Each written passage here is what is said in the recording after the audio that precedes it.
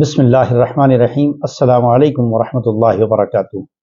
میں ندیم ماہر آپ کے سامنے آج 15ویں پارے کا خلاصہ لے کر حاضر ہوں۔ 15واں پارہ، آج 15 رمضان، اور یہ 15واں پارہ آدھا قرآن اور آدھا رمضان۔ ہمارے سامنے آدھے قرآن کا خلاصہ موجود ہے۔ آدھے قرآن کا خلاصہ ہم کر چکے ہیں۔ آدھا رمضان گزر چکا ہے، آدھا رمضان باقی ہے۔ آج یہ پارہ بہت دلچسپ ہے۔ اس میں واقعہ معراج کا ذکر ہوا، اس میں اصحاب کہف کا ذکر ہے۔ تو اس سے پہلے کہ ہم آگے بڑھیں، ہم یہ چاہتے ہیں کہ ہماری ویڈیو کو آپ زیادہ سے زیادہ شیئر کیجئے، ہمارے چینل کو سبسکرائب کیجئے تاکہ آپ تک ہماری ویڈیوز پہنچ سکیں۔ تو جیسا ہم نے ذکر کیا کہ 15ویں پارے میں 2 صورتیں ہیں۔ ایک سورہ بنی اسرائیل ہے جس کو اسراء بھی کہا جاتا ہے، سورہ اسراء بھی کہتے ہیں اور سورہ بنی اسرائیل بھی کہتے ہیں، اور سورہ کہف کا اس میں ایک حصہ ہے اور باقی حصہ سورہ کہف کا 16ویں پارے میں ہے۔ سورہ بنی اسرائیل، جیسا ہم نے بتایا کہ اس کو سورہ اسراء بھی کہا جاتا ہے، اس میں 4 باتیں ہیں۔ اس میں نمبر 1 واقعہ معراج ہے، اور بنی اسرائیل کا فتنہ و فساد کا ذکر ہے، اسلامی آداب اور اخلاق ہیں، اور دیگر مضامین اس میں اللہ تعالیٰ نے نقل کیے ہیں۔ سب سے پہلے واقعہ معراج اللہ نے نقل کیا ہے۔ واقعہ معراج کی تفصیل آپ کو معلوم ہے، آپ نے سنی ہوگی۔ ہم یہاں سرسری آپ کو یہ بتاتے ہیں کہ جب آپ مکے میں حضرت جو آپ کی چچا زاد بہن ام ہانی، ان کے گھر آپ آرام فرما تھے کہ رات میں حضرت جبرائیل علیہ السلام نے آپ کو جگایا اور پھر آپ کو اٹھا کر یہ کہا کہ اللہ تبارک و تعالی نے آپ کو اپنے حضور یاد کیا ہے اور بلایا ہے۔ حدیث میں آتا ہے کہ آپ صلی اللہ علیہ وسلم کا وہاں شق صدر ہوا اور آپ کا قلب مبارک نکال کر جو ہے وہ جو انسانی جو چیزیں ہوتی ہیں، آلائشیں ہوتی ہیں، ان سے پاک کر دیا گیا اور روحانیت سے اس قلب کو لبریز کر دیا گیا۔ چونکہ آپ کی ملاقات اللہ سے ہونی تھی، آپ کو عرش تک کا سفر طے کرنا تھا۔ اس کے بعد آپ صلی اللہ علیہ وسلم کو مسجد حرام سے مسجد اقصی تک لے جایا گیا، جس کو اسراء کہتے ہیں۔ اس کے بعد آپ صلی اللہ علیہ وسلم نے بیت المقدس میں تمام انبیاء کی امامت فرمائی ہے۔ 2 رکعت آپ نے وہاں پڑھائیں، تمام انبیاء نے آپ کی اقتداء میں نماز پڑھی 2 رکعت۔ پھر وہاں سے آپ کا سفر شروع ہوا جس کو معراج کہا جاتا ہے۔ وہ مسجد اقصی سے اس سدرۃ المنتہا اور عرش معلی تک کا سفر ہے جو حضرت جبرائیل کے ساتھ آپ نے طے کیا، اور وہ سواری جس کو براق کہا جاتا ہے، اس پر یہ سفر آپ کا مکمل ہوا۔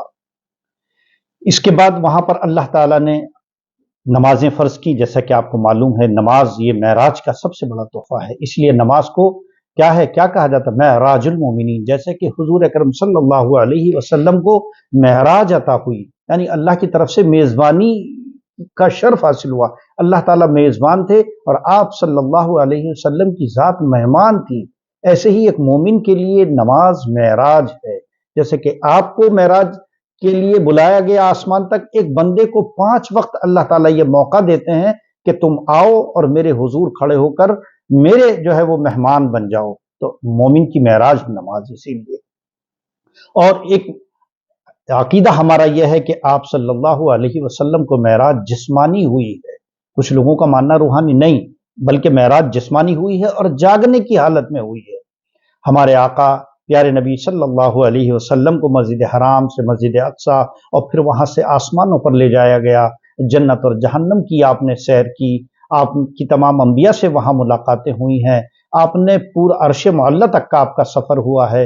نمازیں آپ پر فرض ہوئیں، وہ 50 نمازیں ہوئیں، پھر کم ہوئیں، پھر کم ہوئی، ہوتے ہوتے 5 نمازیں۔ یہ تمام واقعات رونما ہوئے اور آپ صلی اللہ علیہ وسلم کو دوبارہ پھر مکے میں حضرت جبرائیل نے چھوڑ دیا۔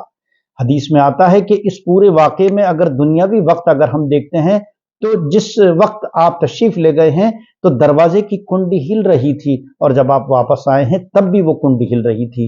ایک روایت میں آتا ہے کہ اللہ تعالیٰ نے وقت کو روک دیا تھا اور آپ صلی اللہ علیہ وسلم نے اتنا لمبا سفر طے کیا، اتنے سارے وہاں واقعات پیش آئے۔ اور دوسرا یہ ہے کہ اللہ تعالیٰ کے دست قدرت میں ہے کہاں پر وقت روکنا ہے اور کہاں وقت کو لمبا کرنا ہے، یہ اللہ کا نظام ہے۔ بہرحال واقعہ معراج آپ یعنی ہمارے پیارے آقا محمد عربی صلی اللہ علیہ وسلم کا ایک بڑا معجزہ ہے، اس کا ذکر اس پارے میں ہوا۔ اس کے بعد بنی اسرائیل کا فتنہ و فساد کا جہاں ذکر آیا تو بنی اسرائیل کو پہلے سے بتا دیا گیا تھا کہ تم لوگ 2 مرتبہ زمین میں فساد مچاؤ گے۔ چنانچہ ایک مرتبہ انہوں نے حضرت شعیب علیہ السلام کو ایذا پہنچائی تو بخت نصر کو उन पर मुसल्लत किया गया, और फिर बाद में हजरत ज़करिया अलैहिस्सलाम और हजरत यहया अलैहिस्सलाम को उन्होंने कत्ल किया और उनको शहीद कर दिया, तो बाबुल का बादशाह उन पर मुसल्लत कर दिया गया, उसका जिक्र इसमें है। फिर इस्लामी आदाब और अखलाक की बात आई तो आयत नंबर 23 से 39 तक तकरीबन 13 चीजें बयान की गई जो इस्लामी आदाब और अखलाक है। मुलाहजा कीजिए और इन पर हम अपने आप को रखकर सोच सकते हैं कि हमारे अंदर कितनी आदतें उसमें मौजूद हैं। अल्लाह के सिवा किसी की इबादत ना करो, वालिदैन के साथ भलाई करते रहो, रिश्तेदारों, मिस्कीनों और मुसाफिरों को उनका हक दो, माल को फजूल खर्ची में न उड़ाओ, न तो कंजूसी करो और न इतना हाथ कुशादा रखो कि कल को तुम्हें पछताना पड़े। अपनी औलाद को मुफलिसी के डर से कत्ल न करो, किसी जानदार को नाहक कत्ल न किया जाए, यतीम के माल में नाजायज तसर्रुफ नहीं होना चाहिए, वादा किया जाए तो उसको पूरा किया जाए, नाप तोल पूरा किया जाए, जिस चीज के बारे में तहकीक न हो उसके पीछे न पड़ो, जमीन पर अकड़ कर न चलो, अल्लाह को अकड़ कर चलना नापसंद है बिल्कुल, और अल्लाह के साथ किसी को शरीक ना करो। ये 13 चीजें अल्लाह ताला ने इसमें जिक्र की और आखिर में दीगर मज़ामीन इसमें नकल किए गए। उसमें यह बताया गया कि कुरान करीम अजीम मोजिज़ा है, जैसे इससे पहले भी हमने बताया कुरान करीम का नुज़ूल का मकसद अल्लाह ने बताया, इसका मोजिज़ा होना क्योंकि अल्लाह की तरफ से ये इंसान को तकरीम है, ये हम लोगों के लिए बहुत बड़ा इनाम है अल्लाह का कि अल्लाह ने हमें कुरान जैसा मोजिज़ा अता फरमाया। आज की वीडियो मुझे लगता है कि शायद लंबी होगी, चूंकि अब सूरह कहफ का भी हम वाकया सरसरी तौर पर नकल करेंगे, लेकिन चूंकि ये दोनों वाकयात ऐसे हैं, वाकया मेराज भी और वाकया कहफ भी, कि ये नकल करना जरूरी है। तो सूरह कहफ के बारे में अगर हम बताएं तो 2 किस्से इसमें नकल किए गए हैं और 2 मिसालें दी गई हैं। 2 किस्से क्या हैं? पहला किस्सा असहाबे कहफ का किस्सा है। ये चंद नौजवान थे साहिब ईमान, जिन्हें दकियानूस नामी बादशाह बुत परस्ती पर मजबूर करता था। वो हर ऐसे शख्स को कत्ल कर दिया करता था जो बुत परस्ती से इनकार करता था, वो हर शख्स को बुत परस्ती की तरफ माइल करता था, आमादा करता था। और उन नौजवानों को एक तरफ तो मालो दौलत का लालच दिया गया और दूसरी तरफ उनको जुल्म और जबर का निशाना बनाया गया और ये कहा गया कि अगर तुमने नहीं माना तो तुम्हें कत्ल कर दिया जाएगा, तुम्हें मुल्क बदर कर दिया जाएगा, वगैरह वगैरह। और जान से मार देने तक की धमकियां उन नौजवानों को दी गई। इन नौजवानों ने ईमान की हिफाजत के लिए हर चीज को मुकद्दम जाना और उस बस्ती की से निकलकर बाहर निकल गए कि भाई हम इस बस्ती को छोड़कर चले जाते हैं।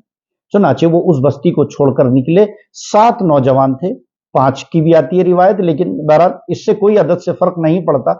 अल्लाह ताला ने जो इस वाक़े को असल बयान करने का मकसद वो ये है कि भाई किस तरह से अल्लाह ताला ने अपनी वहदानियत का सबूत दिया है तमाम लोगों के लिए। बहरहाल वो वहां से निकले कि हम जंगल की तरफ निकल जाते हैं और जाके कहीं छुप जाते हैं। उनके साथ रास्ते में एक कुत्ता था, वो भी उनके साथ हो लिया। ये 7 के 7 लोग पहुंचे और कहफ कहते हैं गार को। वो एक पहाड़ के गार में पहुंचे और वहां उन्होंने पनाह ली और थोड़ी देर के लिए सस्ताने के लिए और आराम करने के लिए लेट गए। अल्लाह ताला ने उन पर नींद मुसल्लत कर दी और गार के दहाने पर कुत्ता जो है वो पैर फैलाकर जैसे बैठता है कुत्ता, वो बैठ गया। उसके बाद वो लोग सो गए। अब जब उनकी आंख खुली, आंख खुलने के बाद अब उनको भूख महसूस हुई। जब भूख महसूस हुई तो उन्होंने अपने पास जो पैसे थे, जब वो चले थे तो उन्होंने अपने उसको जो साथ ये था उससे कहा कि भाई ये पैसे लो और जाकर खाना लेकर आ जाओ बस्ती में जाकर, लेकिन किसी से कुछ कहना मत, खामोशी से जाओ, खामोशी से खाना लेकर आ जाओ। अब जब वो गया है, वो उनका एक जो साथी था, जब बस्ती में गया वो खाना लेने के लिए, खाने पीने की कुछ चीजें, तो उसने जाकर कुछ चीजें खरीदी।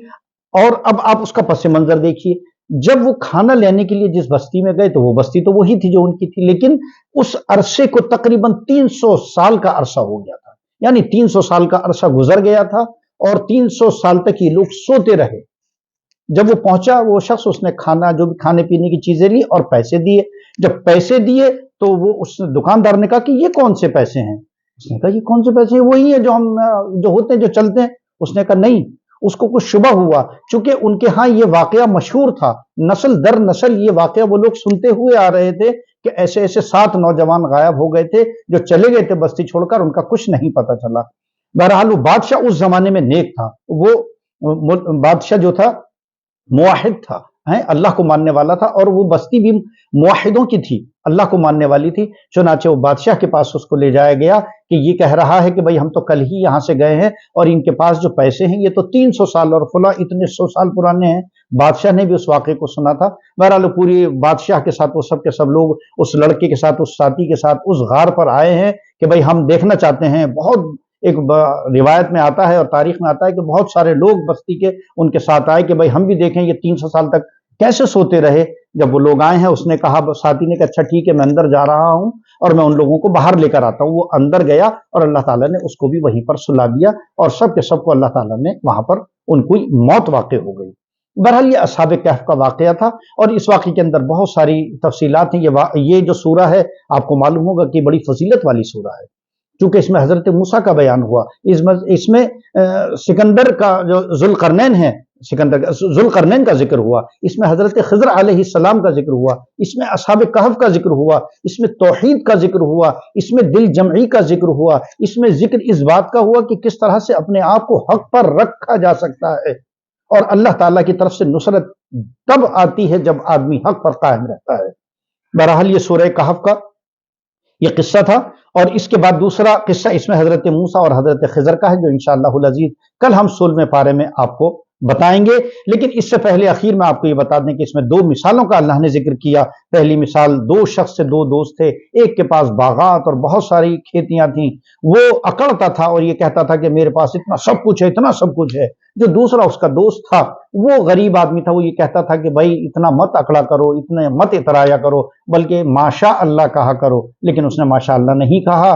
फिर एक हवा आई तेजी के साथ और उसके बाग और हवा इतनी गर्म आई कि उसके तमाम बागात जल गए और वो सब का सब राख का ढेर हो गया। तो इसलिए हमेशा कोई नेमत अगर अल्लाह दे तो माशा अल्लाह कहना चाहिए और इंशा अल्लाह हर काम को करने के लिए कहना चाहिए। तो लफ्ज़ माशा अल्लाह यानी जो अल्लाह चाहे, यानी अल्लाह की मर्जी को शामिल करे तो इंशाअल्लाह उस चीज को नजर भी नहीं लगती और वो चीज उस चीज में नुकसान भी नहीं होता।